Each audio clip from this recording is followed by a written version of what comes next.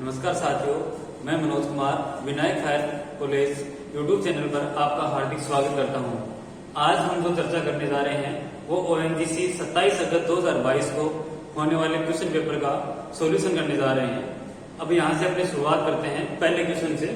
तो पहला क्वेश्चन है इसमें, बी प्रकार की दमकल गाड़ी में लगा आरंभक का मतलब यहाँ प्राइमर 100 mm चूषण का मतलब यहाँ अपने सेक्शन होल से जोड़े जाने पर अधिकतम 24 सेकंड में न्यूनतम कितने मीटर पानी उठाने में सक्षम होना चाहिए और उसका पूर्ण स्वचालित होना अधिक वांछनीय है। अगर मैं बात करूं इसको अपने देसी तरीके से, अगर देसी भाषा में अगर इसको समझें तो इसका कहने का मतलब ये है कि बी प्रकार का जो फायर टेंडर है उसमें जो पीछे जो पंप लगा हुआ है वो 24 सेकंड में कितनी गहराई से पानी उठा लेना चाहिए। तो इसका जो आंसर है, जैसे ऑप्शन दे रखे थे इसमें 10 मीटर, 3 मीटर, 5 मीटर, 7 मीटर। तो इसका आंसर जो है वो है 7 मीटर। इसका जो आंसर है वो क्या है, 7 मीटर है। इसका जो आंसर क्या है, 7 मीटर है। अगर मैं बात करूं, जैसे अपने बात करें फायर टेंडर की, तो 3 प्रकार के फायर टेंडर हैं अपने। कितने प्रकार के हैं? 3 प्रकार के फायर टेंडर हैं। अगर 3 प्रकार की मैं बात करूं तो ए, बी व एक्स फायर टेंडर 3 प्रकार के फायर टेंडर हैं। ए, बी, एक्स। ए अपने बिना पंप वाला होता है, बी जिसमें पंप लगा होता है, एक्स अपने जो एयरपोर्ट या वायुयान जो क्षेत्र है उसकी आग बुझाने के लिए अपने प्रयुक्त करते हैं। आगे चर्चा करें अपने दूसरे प्रश्न की ओर। क्षमता परीक्षण के दौरान अग्निशमन कर्मचारी की कुल्हाड़ी का विद्युत रोधी इस्पात हैंडल 60 सेकंड तक कितने वोल्टेज तापमान का सामना करने में सक्षम होना चाहिए। अगर यहाँ ऑप्शन की बात करें तो ये 460, 10,000, 1,000, 20,000। यहाँ अगर प्रश्न को देसी भाषा में समझे तो ये कहने का मतलब ये है कि जो क्षमता परीक्षण है अपने जो फायरमैन एक्स से कुल्हाड़ी की जो क्षमता परीक्षण है उसका मतलब क्या है, वो कितने वोल्टेज तक तापमान जो विद्युत तापमान है उसको सहन करनी चाहिए, वोल्टा को सहन करनी चाहिए। तो वो है 20,000 वोल्टेज तक। 20,000 वोल्टेज तक क्या करनी चाहिए, वो सहन करने में सक्षम होनी चाहिए। इसका आंसर क्या हो जाएगा, 20,000 वोल्टेज। 20,000 वोल्टेज। आगे चर्चा करते हैं तीसरे प्रश्न की ओर। डी प्रकार के, वापस से रिपीट हो रहा है क्वेश्चन उसी टॉपिक के ऊपर। डी प्रकार के दमकल गाड़ी में उच्च दाब वाली होजिलों में एक लंबाई में न्यूनतम कितने मीटर का होज होना चाहिए जो उच्च दाब वाली फोग या जेट ट्रिगर प्रकार की गन से त्वरित संयोजित होना चाहिए या जुड़ा होना चाहिए। अगर इसकी बात करें, ऑप्शन दे रखे इसमें 15 मीटर, 60 मीटर, 40 मीटर, 30 मीटर। अगर मैं बात करूं अपने, जैसे आपने राजस्थान फायर सर्विस में इससे जुड़ा प्रश्न आया था जिसका आंसर था 36 मीटर। अगर ये प्रश्न की मैं बात करूं तो ये प्रश्न है अपने प्राथमिक जो आग बुझाने के उपकरण है वो अगर उसकी जो घरों में जो अपने काम में लेते हैं उसकी जो लंबाई है वो होती है 36 मीटर। और यहाँ जो फायर टेंडर में जो लगी होती है होजरी, उसका तो आंसर होगा वो होगा 60 मीटर। उसका तो आंसर क्या होगा, 60 मीटर। और अगर इसके डाया की बात करें तो इसका जो डाया होता है वो होता है 32 mm। और इसका अगर डाया की बात करें तो वो होता है 19 mm। आगे अपने नेक्स्ट क्वेश्चन पे 4 नंबर पे चर्चा करते हैं। औद्योगिक सुरक्षा हेलमेट के लिए भारतीय मानक विनिर्देश है। ये भारतीय मानक जो अपने IAS से प्रश्न आया हुआ है, इसमें पूछा गया है कि जो औद्योगिक सुरक्षा हेलमेट होता है उसका IAS या उसे किस में IAS कोड में इसको परिभाषित किया गया है, तो वो IAS कोड है। इसमें ऑप्शन दे रखे अपने को IAS 9167, IAS 6229, IAS 2925, IAS 15298। तो इसका जो आंसर है वो है अपने IAS 2925, IAS 2925 इसमें दे रखा है इसका आंसर। आगे है कैलोरी मान के लिए मापन का मात्रक होता है। ये मात्रक से प्रश्न आया हुआ है जो फायर केमिस्ट्री में आता है। ये जो प्रश्न है ये फायर केमिस्ट्री से आया है। इसे पूछा है कैलोरी मान के मापन का मात्रक क्या है।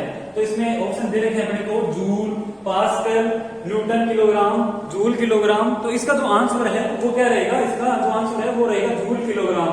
इसका जो आंसर रहेगा वो क्या रहेगा, जूल किलोग्राम। नेक्स्ट आगे देखो, नेक्स्ट क्वेश्चन देखिए अपने प्राकृतिक रेशे से रस्सी बनाने के लिए को एंकर बांध यानी लड़ी बनाई जाती है और इन लड़ियों को एक साथ बढ़ते हुए रस्सी तैयार की जाती है।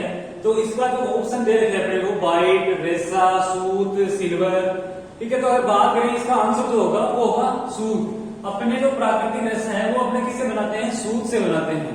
तो जो सूत की जो लड़ी है उसको अपने एक जगह इकट्ठा करके अपने क्या करते हैं? रस्सी या रस्सा तैयार करते हैं। आगे अगला नेक्स्ट क्वेश्चन देखते हैं। पीपी का चयन और उपयोग सहित स्वास्थ्य और सुरक्षा उपाय क्रियान्वित करने के लिए सुरक्षा प्रतिनिधियों और ब्लैंक से परामर्श लिया जाना चाहिए। ये प्रश्न अपने सेफ्टी से प्रश्न आया हुआ है। इसमें क्या पूछा गया है कि जो पीपी है, पर्सनल प्रोटेक्टिव इक्विपमेंट है, उसका जो चयन और उपयोग है अपने किसके द्वारा करना चाहिए। तो इसमें जैसे ऑप्शन की अगर बात करें तो पहला ऑप्शन इसमें कारखाना प्रबंधक, शीर्ष प्रबंधक, सीधे कर्मचारियों से अथवा उनसे चुने गए प्रतिनिधियों से। तो इसका जो आंसर है वो क्या होगा? ये होगा सीधा कि अगर अपने कर्मचारियों को सीधा या उनसे जो चुने गए प्रतिनिधि हैं अगर उनसे पूछा जाए, अगर उनसे काम में लिए जाए, उनके बारे में अगर सुरक्षा उपाय की जाए तो वो अच्छा रहेगा। तो इसका आंसर क्या हो जाएगा? द आंसर हो जाएगा इसका आंसर। आगे बात करते हैं। वाटर रिले में सीधे स्रोत से पानी प्राप्त करने का प्रथम पंप होता है। यह प्रश्न वाटर रिले से आया हुआ है अपना। इसमें पूछा गया कि वाटर रिले में अपने जो 3 पंप लगाते हैं, अपने वाटर रिले में 3 पंप लगाते हैं। 3 पंप कौन कौन से हैं इसमें अगर बात करें तो अपने पहला जो पंप होता है बेस पंप या आधार पंप होता है। दूसरा जो है इंटरमीडिएट जिसको बूस्टर पंप भी कहते हैं, मध्यवर्ती पंप भी कहते हैं, और जो अंतिम पंप होगा डिलीवरी पंप होगा।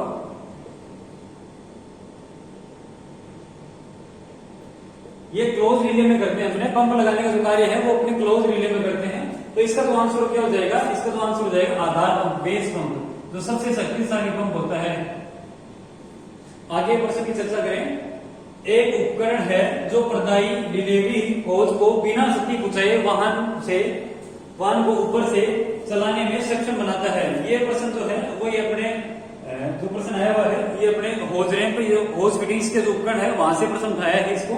और इस प्रश्न में क्या पूछा है कि अपने उस उपकरण को बताना है जो डिलीवरी होज, चार्ज डिलीवरी होज है, उसको बिना क्षति पहुंचाए, बिना किसी नुकसान पहुंचाए ये उसके ऊपर से वाहन गुजार सके, बाहरी वाहन गुजार सके। तो अगर उसकी मैं बात करूं ऑप्शन में दे रखे इसमें होज स्लिंग, होज ब्रेकर, होज क्लैंप, होज रैंप। तो इसका जो आंसर होना है वो होना है होज रैंप। होज रैंप, होज रैंप लकड़ी के भी बने हो सकते हैं, लोहे के, धातु के भी बने हो सकते हैं। होज रैंप रबर के भी बने हो सकते हैं। जो रबर का मतलब मैं बात करूं तो यहाँ पीवीसी से है, पीवीसी के भी बने हो सकते हैं। अगला क्वेश्चन की अगर मैं बात करूं तो वो है आग ज्वलनशील तरल पदार्थों से संबंधित आग होती है। ये फायर केमिस्ट्री से प्रश्न उठाया है इन्होंने। और इस प्रश्न में क्या पूछा है? आग ज्वलनशील तरल पदार्थों की, जो तरल पदार्थों की जो आग है वो किस वर्ग से संबंधित है।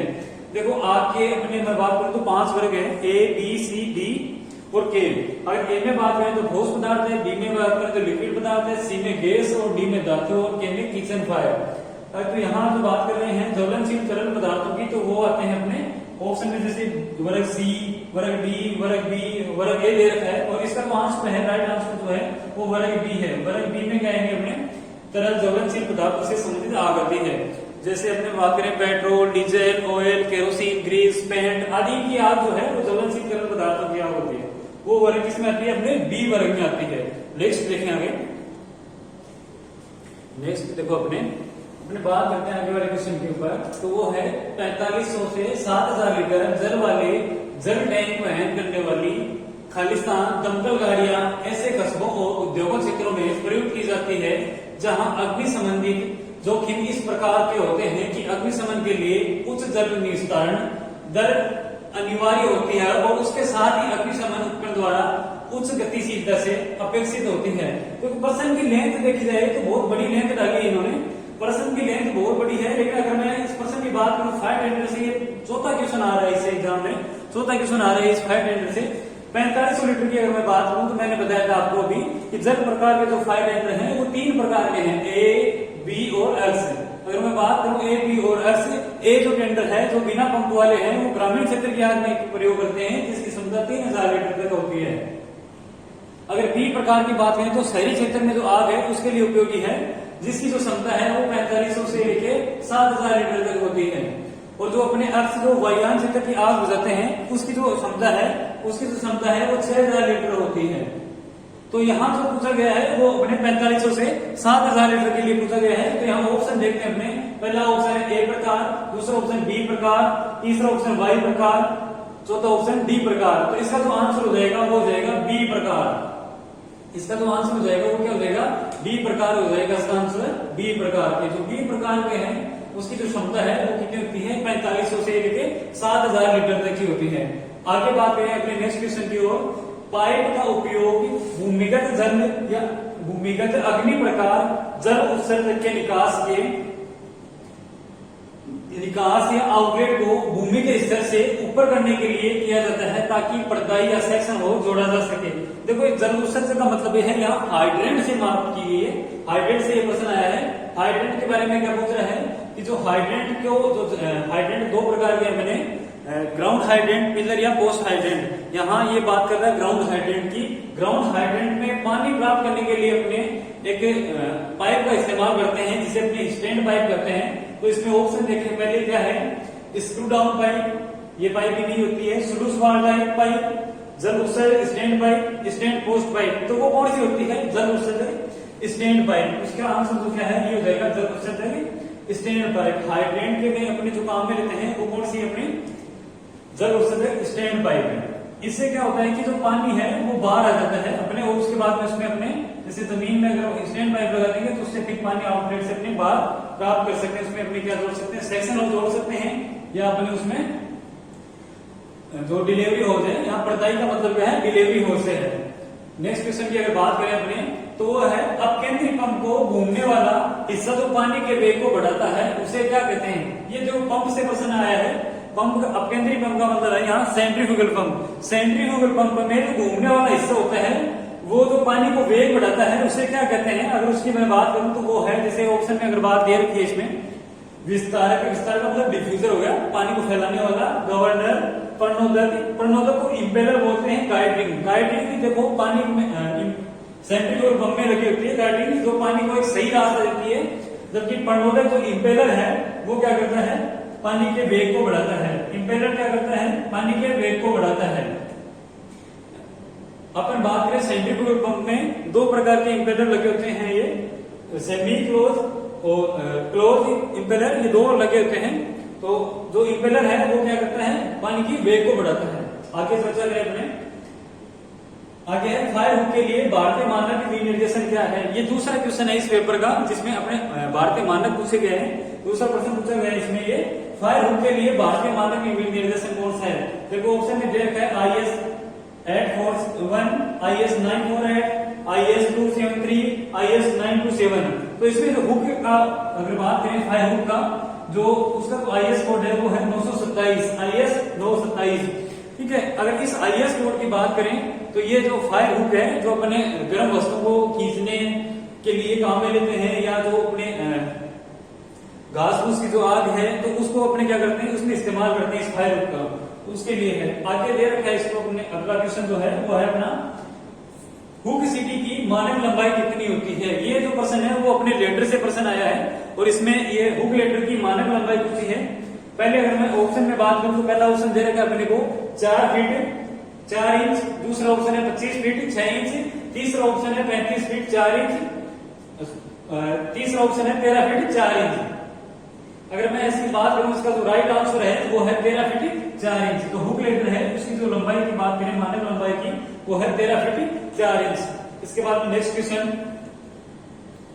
अभी जो क्वेश्चन देखे अपन ने 15 क्वेश्चन किए अपन ने, इनमें आपने देखा होगा साथियों कि ये जो प्रश्न है वो एक नेवी पैटर्न पे प्रश्न है। जो 15 प्रश्न अभी अपन ने देखे हैं वो सारे नेवी पैटर्न पे हैं। मतलब कि अगर उसमें भाषा की अगर बात करें तो भाषा की, अगर लैंग्वेज की अगर बात करें तो लैंग्वेज, जिसमें मैं बात करूं तो इसमें अपने बात करें प्योर हिंदी भाषा का प्रयोग किया गया है। अपने प्योर हिंदी भाषा का प्रयोग किया गया। प्रश्न कोई इसमें ज्यादा हार्ड नहीं है, हर टॉपिक से इसमें प्रश्न उठाए हुए हैं। अपने जो फायर सेफ्टी के जो 23 टॉपिक है, 23-25 जो भी टॉपिक है, उनमें से सभी में से यहाँ से प्रश्न उठाए गए हैं। एक 2-2 3-3 प्रश्न उठाए गए हैं।